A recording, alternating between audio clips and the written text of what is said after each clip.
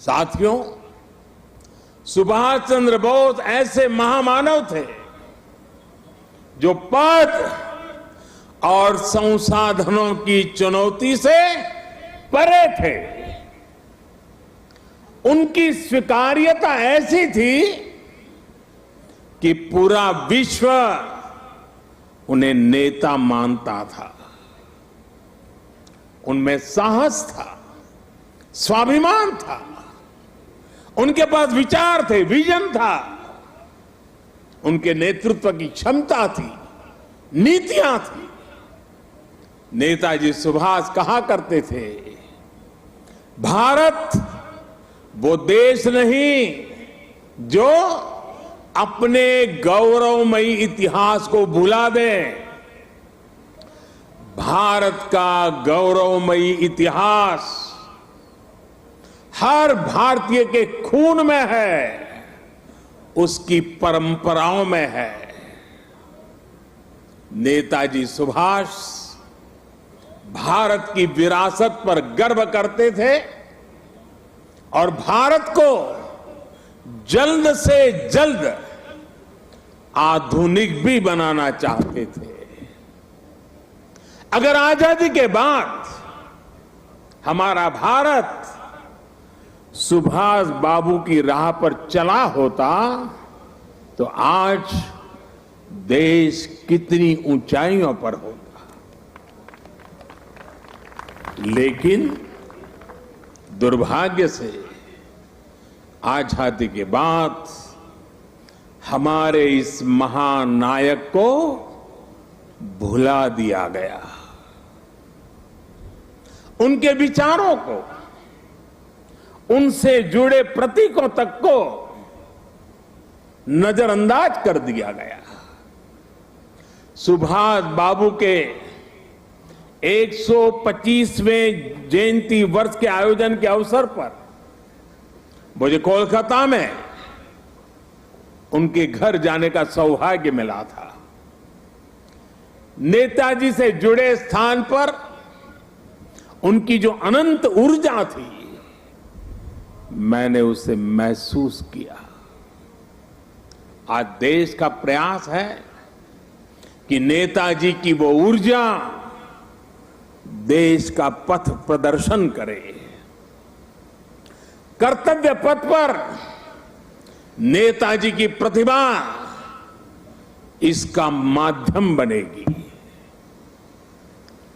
देश की नीतियों और निर्णयों में सुभाष बाबू की छाप रहे, ये प्रतिमा इसके लिए प्रेरणा स्रोत बनेगी। भाइयों और बहनों, पिछले 8 वर्षों में हमने एक के बाद एक ऐसे कितने ही निर्णय लिए हैं जिन पर नेताजी के आदर्शों और सपनों की छाप है। नेताजी सुभाष अखंड भारत के पहले प्रधान थे जिन्होंने 1947 से भी पहले अंडमान को आजाद कराकर तिरंगा फहराया था।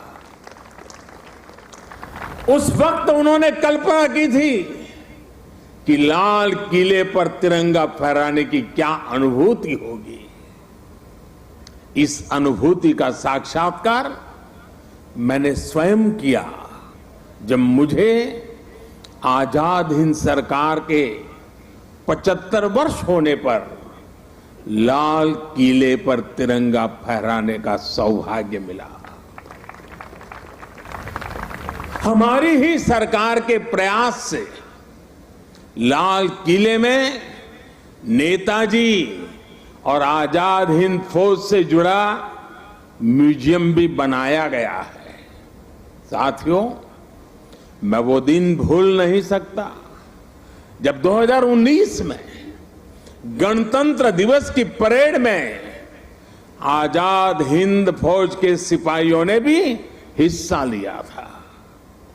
इस सम्मान का उन्हें दशकों से इंतजार था।